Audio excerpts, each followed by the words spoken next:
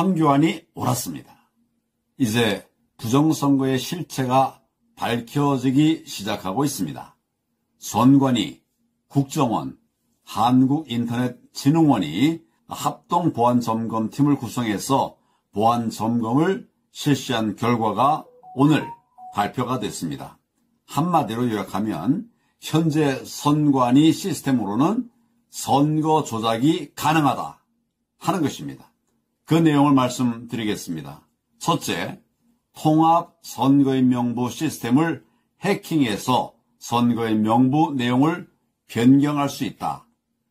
사전투표한 인원을 투표하지 않은 사람으로 표시할 수 있다.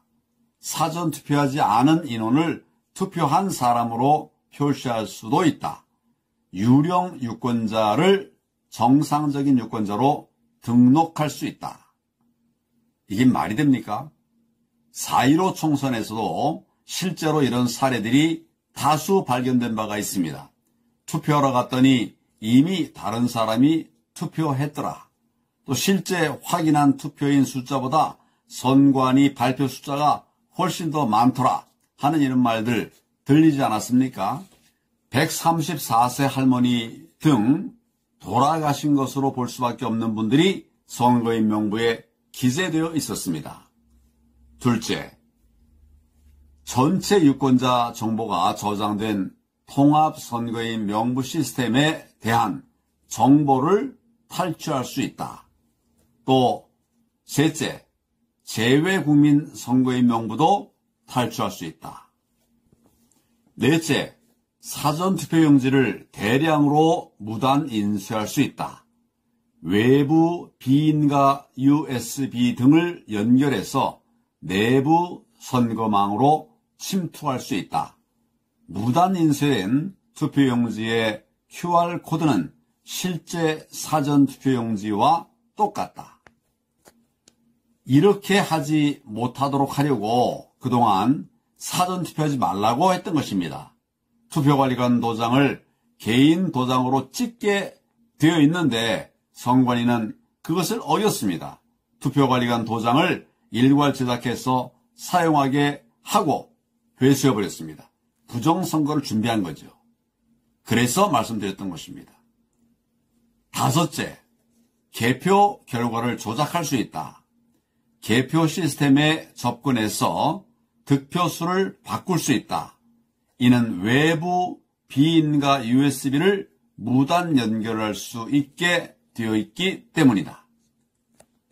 그래서 그동안의 선거 과정에서 투표인 숫자를 계수한 여러 곳에서 선거인 발표 숫자는 그보다 더 많았습니다. 득표수가 조작된 것입니다. 그걸 제가 계속 이야기를 했었습니다. 그래서 황교안이 옳았다는 말씀을 드리는 겁니다. 여섯째, 선상투표의 경우 누구를 찍었는지 알 수가 있었다. 그 자체로 헌법상의 비밀투표 원칙 위반입니다. 불법입니다. 또 일곱 번째, 주요 시스템에 대한 패스워드가 해커가 침투하기 쉬운 단순 초기 패스워드를 사용하고 있더라. 요즘 대부분의 인터넷망 패스워드는 숫자, 문자, 특수기호 이렇게 혼합해서 설정하는데 선관위는 그렇지 않았다는 겁니다. 비밀번호 1, 2, 3, 4, 5로 된 것도 있던데 이게 정말 말이 됩니까? 패스워드 보안이 이처럼 고도화된 상황에서 말도 안 되는 보안 시스템을 사용한 것입니다. 여덟째, 정당의 대표나 최고위원 선출에 이용되는 온라인 투표 관리 시스템은 대리 투표가 가능하고 또한 투표 결과를 바꾸는 것도 가능하다는 것이 발표 내용입니다. 그리고 아홉 번째, 이미 발생한 해킹 사고에 대해서도 당사자에게 알려주지도 않았고 또 개선 조치도 취하지 않았습니다. 이게 기관입니까? 정부입니까? 국민 여러분, 이게 무슨 국가기관이며 헌법기관입니까? 말 그대로 쓰레기 아닙니까?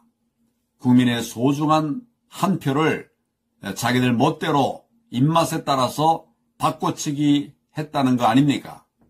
이번 조사에서 정말 아쉬운 것은 과거 선거에 대한 해킹 공격 여부는 이번 조사 대상이 아니었다는 겁니다. 기간과 인원의 한계로 인해서 이번 조사는 선관위 전체 장비의 약 5%만 점검한 결과라고 합니다. 그러니 이제 제대로 조사해야 됩니다. 다 해야 됩니다. 과거 선거에서 어떤 어마어마한 조작이 있었는지를 4.15 총선부터 다시 조사해야 합니다. 검찰은 선관위원회의 부정선거에 대해서 검찰에 명운을 걸고 총력 수사하십시오. 수사하면 다 나옵니다. 절대 내년 총선을 지금의 선관위로 치르게 할 수 없습니다. 4.15 부정선거의 주범, 조작 전문 선관위는 해체해야 합니다. 내년 총선은 선관위 해체하고 행안부에서 담당하게 해야 합니다. 모든 선거에서 사전투표의 폐지는 반드시 필수입니다. 국민 여러분, 함께해 주십시오. 감사합니다.